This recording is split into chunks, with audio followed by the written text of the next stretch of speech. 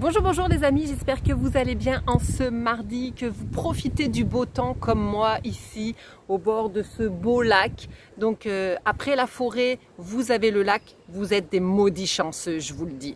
Je vous remercie toujours pour vos commentaires, pour vos likes, pour me suivre. La communauté grandit, c'est le fun, je suis vraiment contente. Vous savez que je veux atteindre 2000 abonnés avant le mois de juin.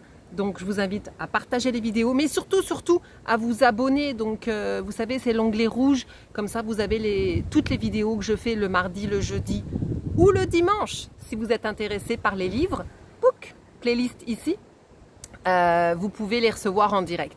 Du coup, ça me fait toujours super plaisir. J'ai toujours cette motivation pour vous partager ma passion des parfums vintage. Vous savez que si vous êtes sur cette chaîne, je parle rarement des nouveautés avec vous. Je trouve que les parfums vintage ont une âme, vous voyez. Si vous voulez me retrouver sur Instagram, vous pouvez aussi sur le compte Clarisse Parfum. Donc si vous avez la plateforme, je vous invite à venir partager avec moi mes beaux flacons. Alors je les mets en scène, ou ça peut être aussi des plantes ou des fleurs que je rencontre tous les jours.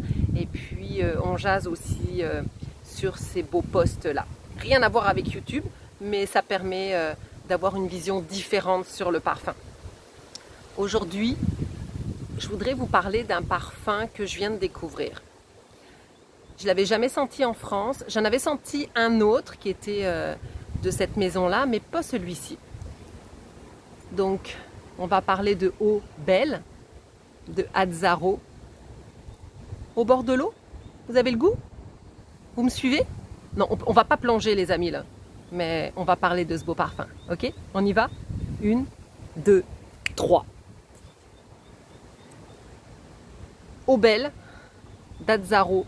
Eau Belle d'Azzaro, je vous le dis, va faire partie de ma garde-robe parfumée 2020. Je l'ai découvert par accident. Eh oui, il y a des beaux accidents dans la vie. Il était à 19 $. Et puis la cosméticienne qui me connaît me dit « Ah, tu connais Eau Belle d'Azzaro ?» Je lui dis « Non ». Et je l'ai essayé et je l'ai adopté. J'ai même pas eu le temps de l'apprivoiser. Je l'ai adopté. Il s'est fait à ma peau tout de suite. C'est incroyable. Mais avant de vous parler de Eau Belle, j'aimerais vous parler en quelques mots de Monsieur Azzaro, son prénom Loris, qui était né en 1933 à Tunis, d'origine italienne et qui est décédé en 2003. Ce monsieur Azzaro avait étudié les lettres à l'université de Toulouse. Je pense que c'était vraiment pas sa destinée. Du coup, il va aller sur Paris, il va commencer dans les accessoires et en 68, bing, bang, boom, le succès. Il va avoir créé une super belle robe qui passera dans un magazine. Et là, monsieur Azzaro sera définitivement couturier. Il a une phrase qui dit que en fait, il n'est pas... je vous la lis, il ne se qualifie pas de créateur. Il admet savoir habiller les femmes, mais savoir davantage parfumer les hommes. Ce qui est très drôle, c'est que son premier parfum en 1975 sera un parfum pour femmes, Azzura Couture. On connaît toutes Azzaro pour hommes, 1979. Les papas, grands-papas l'ont porté. Toujours d'actualité, toujours très beau parfum. Et puis, le parfum le plus légendaire de la maison Azzaro est bien entendu Chrome d'Azzaro pour homme. Donc, voilà. Eau Belle, Eau Belle, Eau Belle. Eau Belle est née en 1995. Comme vous pouvez le voir par la couleur de son flacon, c'est un hespéridé avec une facette florale. Vraiment, si j'avais 3 qualificatifs, il est chic, il est intemporel, il est indémodable. Je ne sais pas si vous connaissez le site Beauty Test. J'ai été lire les commentaires et en fait, il y a des femmes qui le portent depuis 20 ans. Il y a des femmes qui marquent que c'est leur parfum d'été préféré. En tout cas, de très très beaux commentaires pour ce parfum que je ne connaissais pas depuis hier. Donc, merci à la jeune cosméticienne qui m'en a parlé. On retrouve donc vraiment l'inspiration de monsieur Azzaro sur le côté méditerranéen. Alors, et la couleur... et par la couleur et par le jus, vous allez voir, on va parler de la pyramide olfactive. Et puis il y a les vergers ensoleillés qui sont aussi très présents dans ce côté olfactif, si vous voulez, de l'inspiration de monsieur Azzaro. La pyramide olfactive, c'est un jus d'été.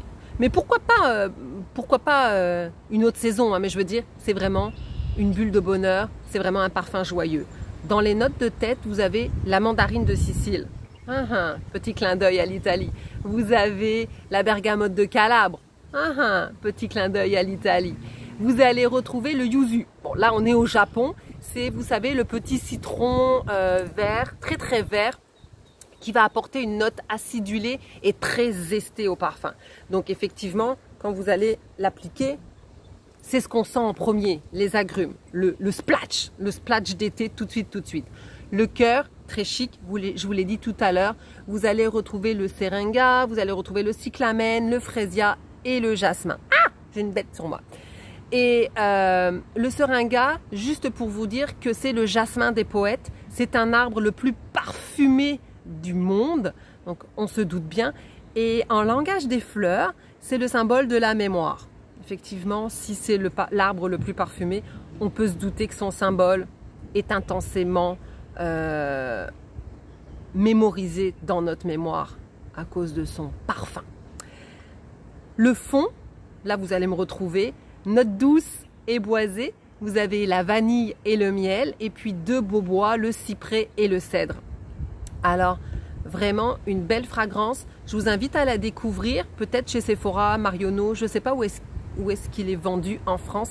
En tout cas, nous au Québec, Pharmaprix 19,99. Donc, allez-y pour les femmes qui me regardent, les jeunes filles qui me regardent. Je pense à Marie-Ève, je pense à d'autres personnes qui me suivent aussi. Donc, 19,99 chez Pharmaprix. Et Jean Coutu aussi, je crois, là, mais bon.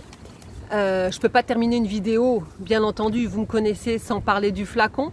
Vous allez voir ces trois gouttes en fait, 3 gouttes de bonheur qui s'entremêlent les unes dans les autres. Et puis on va remarquer aussi une petite cascade d'eau avec des petites bulles qui sont, vous savez, comme les verriers qui faisaient en fait des anciens flaconnages, il y a des petites bulles d'eau dans le flacon. Donc toujours un petit clin d'œil, je pense, à l'Italie. Si vous connaissez le verre de Murano, ça ressemble étrangement. La couleur, bleu turquoise, signe peut-être au bord de la mer. Et puis, c'est ça, pratique à prendre, on peut le mettre dans le sac, c'est vraiment cool. Je termine toujours par une belle citation quand j'en trouve une. En l'occurrence, Monsieur Azzaro en a une à son honneur, qui dit que rien n'exalte mieux une ligne qu'un parfum. Effectivement, le parfum, vous le savez, hein, c'est l'accessoire invisible mais inoubliable. Je vous souhaite une excellente semaine. Je vous retrouve jeudi. Je ne sais pas s'il y aura un endroit spécial jeudi, mais j'aime ça. J'aime ça, vous transporter au Québec. Et vous, est-ce que vous aimez ça? Alors j'attends vos commentaires sur Obel, j'attends vos commentaires si vous aimez le cadre et si vous en voulez d'autres. Ok? Merci, bonne semaine. Bye bye.